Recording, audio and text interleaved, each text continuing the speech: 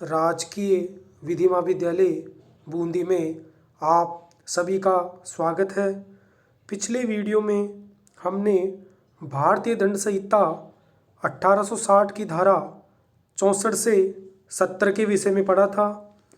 आज हम भारतीय दंड संहिता के अध्याय 4 जो कि साधारण अपवाद जनरल एक्सेप्शन से संबंधित है के विषय में पढ़ेंगे। अध्याय 4 में धारा 76 से धारा 106 के अंतर्गत प्रावधान किए गए हैं। पूर्व में हमने कोक द्वारा दिए गए आपराधिक विधि के महत्वपूर्ण सिद्धांत एक्टस नॉन फेसिट रियम निसी मेंस टिया के विषय में पढ़ा था, जिसका अर्थ है दोषपूर्ण कार्य और दोषपूर्ण चित्त साथ साथ मिलकर अपराध गठित करते हैं। तो जिसका अर्थ है दोषपूर्ण कार्य और दोषपूर्ण चित्त मतलब आपराधिक आशय साथ साथ मिलकर ही अपराध का गठन करते हैं।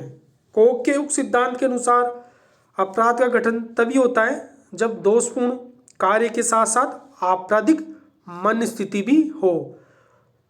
तो कोक के उक्त सिद्धांत के अनुसार कोई कार्य या कोई अपराध का गठन तभी होता है जब दोषपूर्ण कार्य के साथ साथ आपराधिक मन स्थिति भी हो। तो भारतीय दंड संहिता के अध्याय 4 में धारा 76 से लेके धारा 106 तक के अंतर्गत जो प्रावधान किए गए हैं उनके अंतर्गत व्यक्ति की या अभियुक्त की आपराधिक मन स्थिति नहीं होने के कारण उसके द्वारा किया गया कार्य अपराध नहीं कहलाता है, उसके दिया कार्य किया अपराध नहीं कहलाता है। अतः अभियुक्त को दोषित करने के लिए दोषपूर्ण कार्य आपराधिक मन स्थिति का साबित किया जाना आवश्यक है, तभी अभियुक्त को दंडित किया जा सकता है।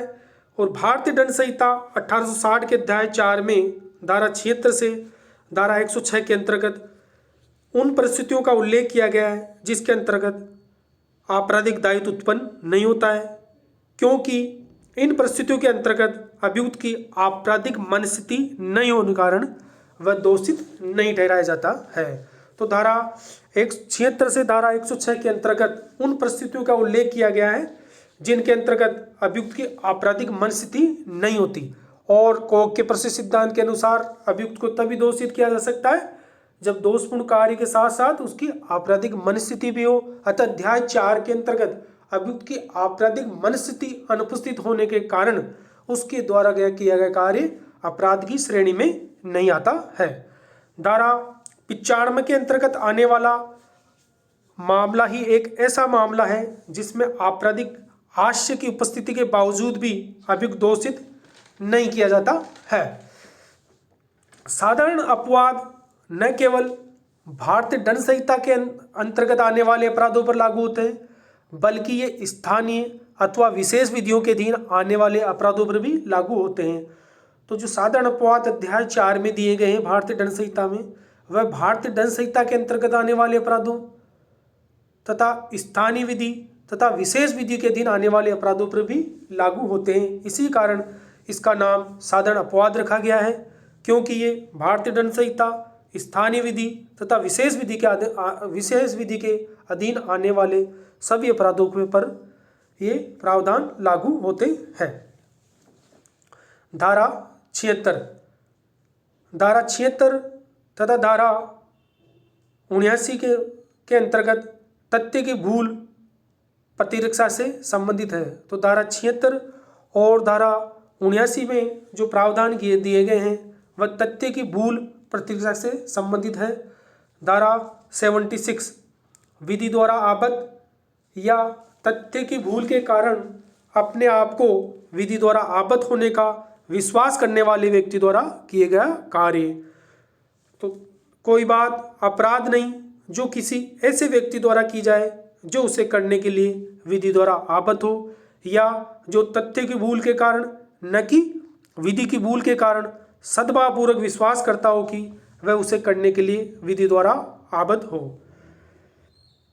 तो धारा 76 में तथ्य की भूल प्रतिरक्षा के बारे में प्रावधान किए गए हैं और इस धारा को 2 भागों में बांटा गया है। प्रथम भाग के अनुसार कोई बात अपराध नहीं जो किसी ऐसे व्यक्ति द्वारा की जाए जिसे करने के लिए विधि द्वारा आबद्ध है। तो प्रथम भाग धारा 76 का ये कहता है कि कोई बात अपराध नहीं है जो किसी ऐसे व्यक्ति द्वारा की जाती है जिसे करने के लिए वह विधि द्वारा आबद्ध है। जो दूसरा पार्ट है इस धारा का, कोई बात अपराध नहीं जो किसी ऐसे व्यक्ति द्वारा की जाए जो तथ्य की भूल के कारण, न कि विधि की भूल के कारण, सद्भावपूर्वक विश्वास करता है कि वह उसे करने के लिए विधि द्वारा आबद्ध है।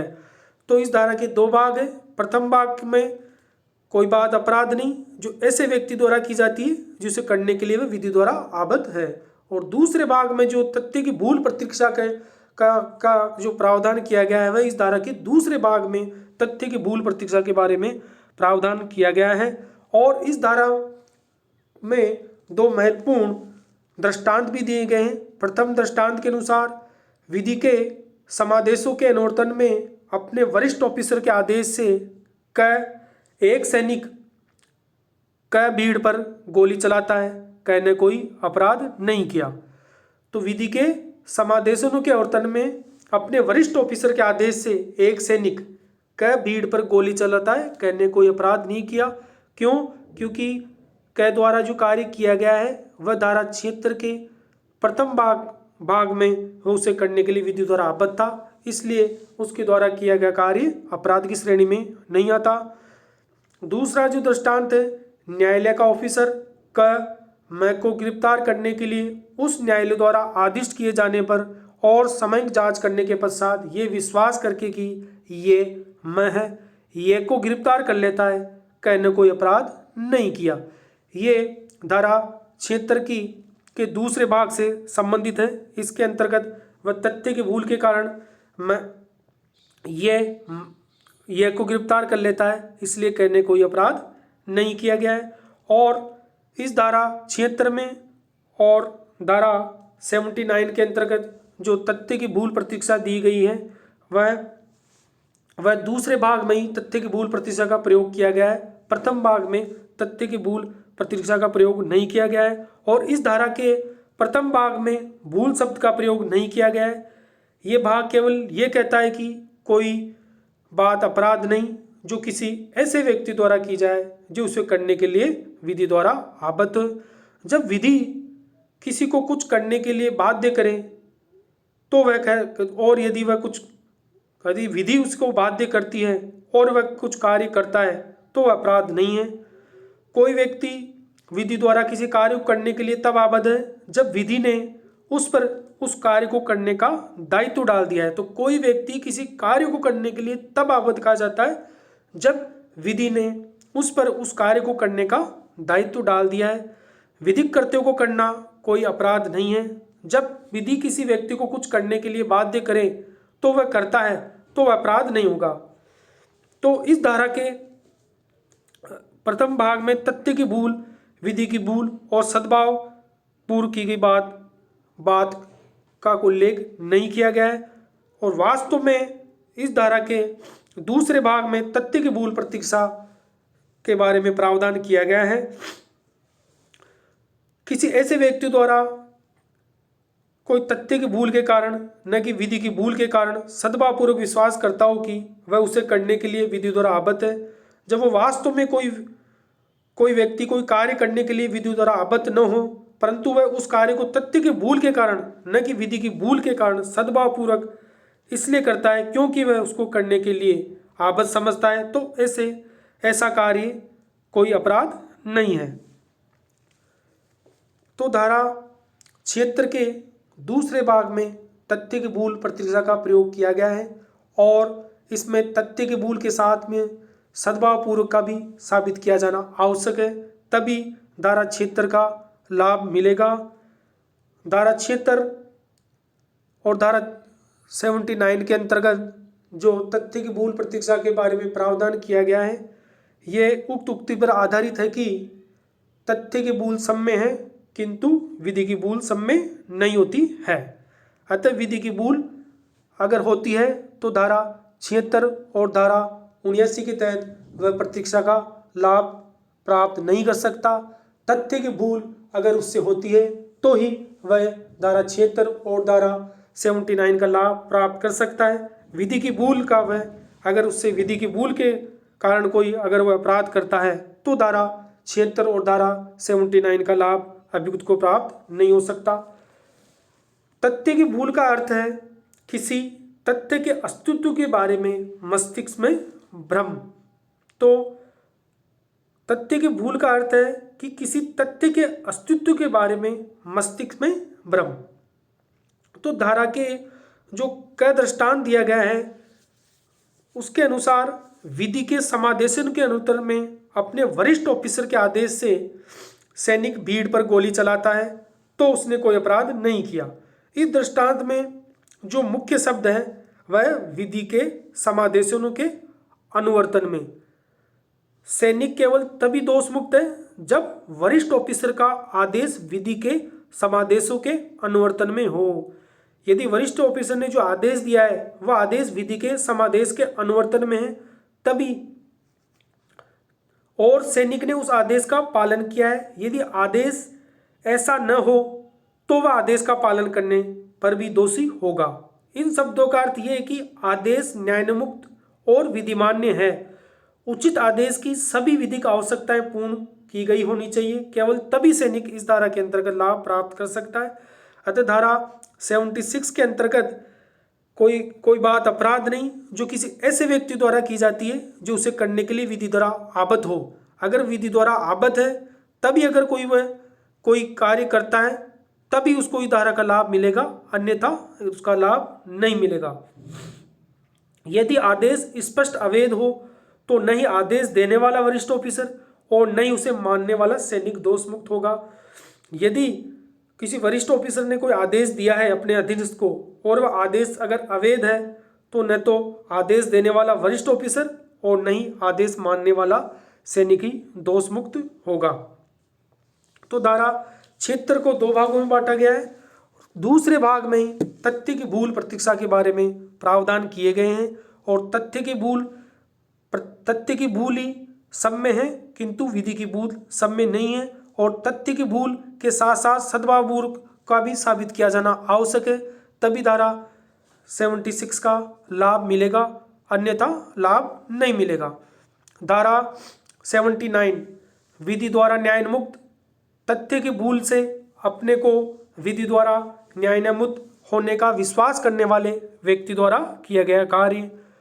कोई बात अपराध नहीं जो ऐसे व्यक्ति द्वारा की जाए जो उसे करने के लिए विधि द्वारा न्यायमुक्त हो या तथ्य के भूल के कारण न कि विधि के भूल के कारण सद्भावपूर्वक विश्वास करता हो कि वह उसे करने के लिए विधि द्वारा न्यायमुक्त है। तो धारा 79 भी धारा 76 की प्रकृति के ही समान है। तो धारा 79 में जो प्रावधान दिए गए वह भी धारा 76 की प्रकृति के समान है। इस धारा में भी धारा 76 के समान दो भागों में विभक्त किया गया है। प्रथम भाग के अनुसार कोई बात अपराध नहीं जो ऐसे व्यक्ति द्वारा की जाए जो उसे करने के लिए विधि द्वारा न्यायमुक्त हो। दूसरे भाग में कोई बात अपराध नहीं जो ऐसे व्यक्ति द्वारा की जाए जो तथ्य के भूल के कारण न कि विधि के भूल के कारण सद्भावपूर्वक विश्वास करता हो कि वह उसे करने के लिए विधि द्वारा न्यायमुक्त है। तो धारा 79 में भी धारा 76 के भांति दो भागों में बांटा गया है, और धारा 79 में भी जो तथ्य की प्रतीक्षा के बारे में प्रावधान किया गया है वह उसके दूसरे भाग में प्रावधान किया गया है, प्रथम भाग में नहीं किया गया है। तो धारा 76 में भी प्रथम भाग में तथ्य की भूल प्रतीक्षा के बारे में प्रावधान नहीं किया गया है। इसी प्रकार धारा 79 में भी के प्रथम भाग में तथ्य की भूल प्रतीक्षा के बारे में प्रावधान नहीं किया गया है। दोनों ही धाराओं के दूसरे भाग में तथ्य की भूल प्रतीक्षा के बारे में प्रावधान किया गया है, और तथ्य की भूल प्रतीक्षा का लाभ तभी मिलेगा जब तथ्य की भूल के साथ साथ सद्भावपूर्वक भी साबित किया जाना आवश्यक है।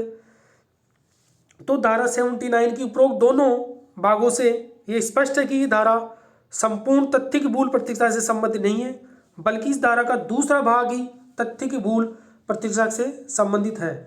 प्रथम भाग के अनुसार जब कोई व्यक्ति विधि द्वारा न्यायमुक्त बात करता है तो वह अपराध नहीं होता है, और विधि द्वारा न्यायमुक्त बात वह होती है जिसे करने के लिए विधि ने व्यक्ति को अधिकार दिया हो। अतः धारा के इस भाग के अनुसार जो बात विधि द्वारा न्यायानुमुक्त है उसे करना अपराध नहीं है। इस भाग में तथ्य की भूल, विधि की भूल या सद्भावपूर्वक विश्वास से संबंधित विषय के बारे में ध्यान देने की आवश्यकता नहीं है। तो धारा के प्रथम वाक्य में सद्भावपूर्वक और तथ्य की भूल आदि का साबित किया जाना आवश्यक नहीं है। धारा 76 के भांति धारा 79 के अंतर्गत दूसरे भाग में तथ्य की भूल तथा सद्भावपूर्वक का साबित किया जाना आवश्यक है। इस धारा के साथ एक महत्वपूर्ण दृष्टांत दिया गया है। क ये को ऐसा कार्य करके देखता है जो क को हत्या प्रतीत होता है।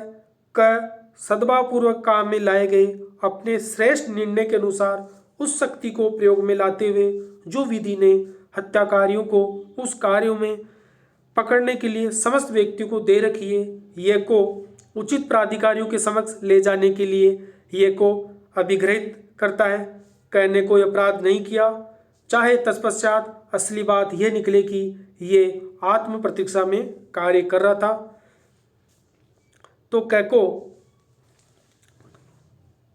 इस धारा का लाभ मिलेगा। तो धारा 76 और धारा 79 के अंतर्गत तथ्य की भूल प्रतीक्षा के बारे में प्रावधान किया गया है और तथ्य की भूल सब में होती है किंतु विधि की भूल सब में नहीं होती है। धारा 76 और धारा 79 के द्वितीय भाग में ही तथ्य की भूल प्रतीक्षा के बारे में प्रावधान किए गए हैं। प्रथम भाग में तथ्य की भूल प्रतीक्षा के बारे में प्रावधान नहीं किया गया है। धारा 76 के अधीन कोई व्यक्ति किसी कार्य को करने के लिए अपने को विधि द्वारा आबद्ध मानता है, जबकि धारा 79 के अधीन वह उसी कार्य को करने के लिए अपने को विधि द्वारा न्यायमुक्त मानता है। तो भारतीय दंड संहिता 1860 के अध्याय 4 में साधारण अपवादों के बारे में उल्लेख किया गया है और इसमें धारा 76 से धारा 106 के अंतर्गत प्रावधान किए गए हैं और इसमें अभियुक्त का आपराधिक दायित्व इस कारण से नहीं होता क्योंकि उसकी कोई आपराधिक मनस्थिति नहीं होती है। Thank you.